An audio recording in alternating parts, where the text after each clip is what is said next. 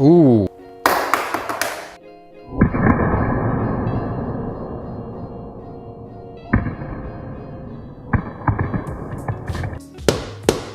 Here, so let's go ahead and just go nice and easy.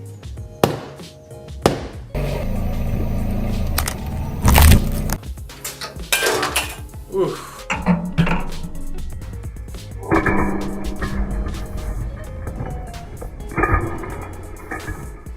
Hi guys, back to Trump Enterprise channel. I really appreciate if you guys comment down below because I read all the comment one by one. Before I start this video, I want you guys to click the subscribe button and don't forget to click the notification bell so that you guys can get a notification every time I upload a video.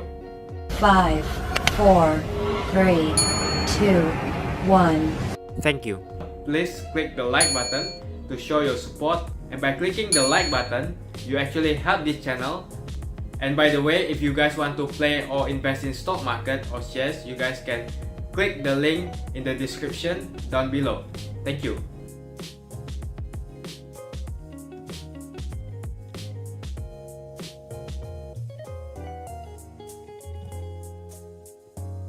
Matte finish and the camera layout are the only really new things back here with the design. On the front of the phone, it's gonna look like almost exactly the same thing as last year. Same screen sizes and resolutions, same notch, same bezels. Literally, you could put it next to last year's phone and you might have a hard time telling which one's which. Also achieved by getting rid of 3D Touch. So RIP, Apple Watch is really the only new Apple product now with 3D Touch shipping in it. But by getting rid of that pressure-sensitive display hardware, that's allowed more space in the phone for a bigger battery. It's true, the teardowns have shown it, the battery's bigger. So that's why the battery difference from the 10R to the 11 was 1 hour. That's just A13 Bionic improvements. But the improvement from the 10S to the 11 Pro was 4 hours because getting rid of that 3D Touch hardware has left room for more bigger battery. Triple cameras now. 3 new sensors, so you have the primary 12 megapixel sensor, a 2x telephoto camera, and a 0.5x ultra-wide camera, about 120 degree field of view. And it's true, the iPhone 11's cameras are a big improvement over the 10S. In broad daylight, I would go as far as saying this has been an A+ camera, often taking the best, sharpest, and cleanest photos I've seen a smartphone take. Colors are great, they're realistic, so not too overprocessed. Dynamic range is excellent, and of course, with subjects, their tonal mapping is next level. It's really good, which the new UI also in iPhone's camera app is improved for the first time in a while. You know, they simplified a few controls, brought them to the bottom where you can reach them with one hand. And now when you open it, you get a preview of what's gonna show up in the ultra wide if you switch to it. But I don't really want that there. I think it's kind of cool that it shows what you could see, but when I just want to take a normal photo, it's kind of distracting, it lags behind a little the actual framing, and it's not perfectly aligned all the time, so I want to turn it off, but I can't. It will fade out automatically when it detects that you're taking a photo of a close-up subject, since I guess it recognizes that ultra-wides are more for landscapes or far-away subjects, and then it'll come back automatically when you put that close subject away, but yeah, I want to be able to just shut it completely off. There's also now, finally, a dedicated night mode, which turns on automatically when it thinks it's dark enough, but sometimes it's kind of dim and it doesn't turn on when you want it to, but there's no way to manually turn on night mode, which isn't very pro, but okay. When you do get it turned on, the UI is excellent. It gives you exposure equivalence so you can turn up or down live, and it will go for way longer times if it detects you're on a tripod or stabilized. And then you can see the picture sort of brighten up as it's being taken, almost like it's exposing the frame in real time, which is pretty sick. And the shots you can get now at night and in low light on the iPhone are very good. There's no clear overall winner, I think, for best night mode right now, in my opinion. They all sort of do it a different way. It's easier now in the UI to just quickly start taking a video. So if you see something you like, you open the camera up and just hold down the shutter button and it just starts recording. So just like Instagram or Snapchat. And if you want to lock it into video recording, you just drag it over to the right. In 3, 2, 1. Unscathed, stainless steel, does scratch of course, a little dent in there, but overall, perfect. Let's go to the side, 3, 2, 1. Ooh. And one more, 3, 2, 1. That's a little gnarly, but seems okay. Nothing has happened. Still looks really good. 1. Oof. Before I look at that, the 11 Pro Max. In 3, 2, 1. Okay, moment of truth, and the ringer switch went off, so that was quite an impact. Okay, both have survived. And flawless glass. That's the side. And once more, in 3, 2, 1.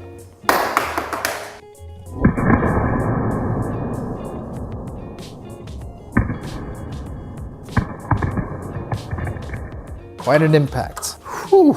So, we've buckled the actual stainless steel border that has broken inwards, and yet the glass still refuses to break. And on the 11, same thing. The 11 Pro, nothing has happened. A very badly dented stainless steel border, yet no damage. In 3, 2, 1. So more of on the back. And 3, 2, 1. Ooh, that's an iPhone sandwich.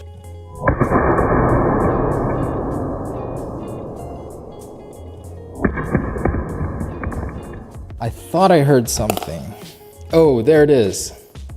So, wow, that took repeated drops just to get to this point, and the 11 has broke on the front. So that was a little of a weird fall. They both hit each other. Maybe the only reason it broke is because the world's most durable glass met the world's most durable glass, and something had to budge. But that's what it took. So near 10 feet, and repeatedly had to do it twice just to break it. Now, when this glass does break, let's see the situation here. So it's definitely sticking out, and there's a very weird color shift effect going on in the cracks here. Wow, that's very interesting. So Apple's coating there is peeling off, and yeah. So this is not like Gorilla Glass where it's not sharp. You're definitely going to be cutting your fingers on this when it does break. In the lens, surprisingly, nothing really bad has happened here. This took so much effort just to get here. On the front, it's a lot smoother, so no jutting pieces here. Could still use it normally. The entire phone is a little warped, like it's bent. 2, 1. Oh, that did it. Okay, so this one has a gnarly mess going around the camera lens, but it took such an impact for this to happen. It's ridiculous. They've made the screen too good. The front didn't even break on this one after a almost 10-foot drop. So I am actually very shocked at the durability of these phones. Apple did fantastic. You know, still use a case, you want to protect it, but know that in the rare occurrence that if it does drop without a case in pretty optimal situations, not too jagged, you'll be here, and just a few pressure hits. Okay. So, how many hits was that? 3, 4 hits, not too crazy. But a big crack, and it does actually crack on the back too. So even though it doesn't feel like glass, that's really crazy that you know, you'll still get that crack. And now with that front-facing durability test, guys, so first things first, I'm just dropping the hammer about 2-3 inches from the display in 3, 2, 1.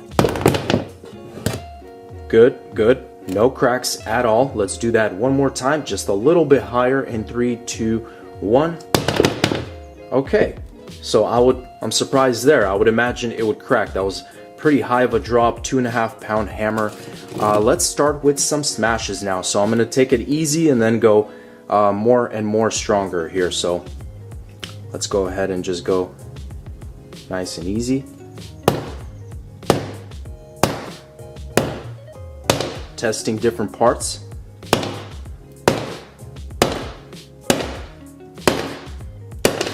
Okay, so kind of a medium-sized hit necessary in order to create that initial shatter. And that shatter, I mean, it's everywhere. Look at the edge of the iPhone, went all the way to the top here, in the middle, all the way to the very bottom. Phone still works. That's good. Okay, cracks very easily now. Nice. This is what I like to see here. The leaking of the blackness into the display. Look at that beautiful color. So phone, okay, now it's having some trouble. Here, you have some white spreading. Let's deliver more hits. Nice. Okay. Cool. Have black, have blue. This is a cool new maybe concept for future iPhones here. Look at that. That's awesome. How's the back? The back, man, this phone looks bent too in a way. Weird. Oh, maybe that's just, I think that's just the battery popping up here, because I'm feeling a little bit of warmth.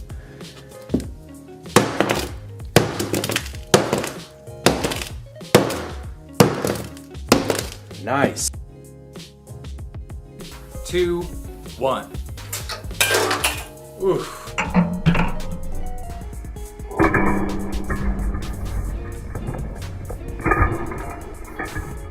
The corner drop did its damage to both phones, although this time we see the opposite result, with the iPhone 11 Pro Max's stainless steel frame showing less damage than the more scuffed up aluminum on the Note. 3, 2, 1.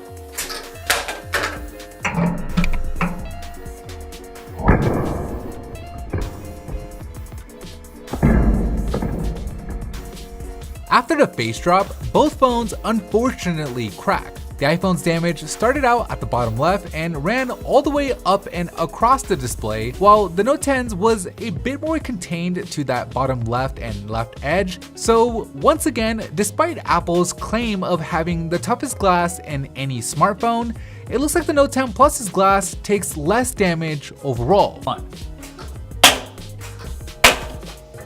The iPhone typically doesn't do all that well in the bonus round here, but so far, so good. Camera still looks like it's working. Nice. In 3, 2, 1. 3, 2, 1. A little souvenir. You can see the Apple logo, still holding up, but right there, okay, there's glass coming off on the other side. Right there, you can see the metal underneath. Of course, we don't know if the front of the phone is okay. Seems like it's just more shattered. Emergency call, yes, that would work. Home button, what about Face ID? Face ID is still working. And last test for now, before we take it under the microscope, cameras seem to be working just fine. 3, 2, 1. Not too many differences here on the back. On the front, again, full functionality. So last time, this top row with the iPhone XS Max stopped working, but you can see we have full functionality still on the touchscreen. The OLED display, at least from what I can see right here, looks like it's actually fine. It's just the glass that's shattered. And as a result, we have full functionality, at least with the touchscreen. Uh-oh. Uh-oh. Oh, I hear, what is going on? I hear like it's vibrating. The cameras are not working. All right, let's try this again. Let's try to close it out. Wow. I'll try the other camera. No! Technically made it through all 10 bonus drops, the first time we've ever seen an iPhone do that before. Of course, it's not all good news. In the first round, the Note 10 Plus suffered less cracks. In the second, the iPhone's stainless steel outperformed. In the third, the Note showed us that its glass is as tough as any phone. And finally, in the fourth, the Note retained full functionality while the iPhone's cameras stopped working, allowing the Note to score more points overall, making it the winner in this drop test.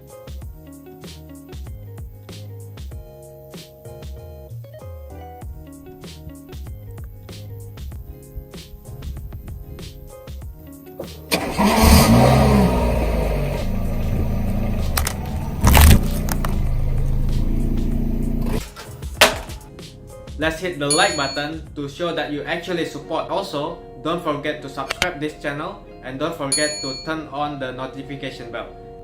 Also, comment down below what is your thought. Thank you everyone for not skipping the video and watch this video until the end. I personally really appreciate your time. Thank you so much for clicking the subscribe button, and also thank you so much for clicking the notification bell. Don't forget to share this video to your friend and family. Let's like this video, and also if you already subscribed to this channel, let's hit those notification bell so that every time I uploaded a video, you'll get a notification. And don't forget, if you guys want to start playing a stock market or shares, click the link in the description down below. And I'll see you guys on the next video.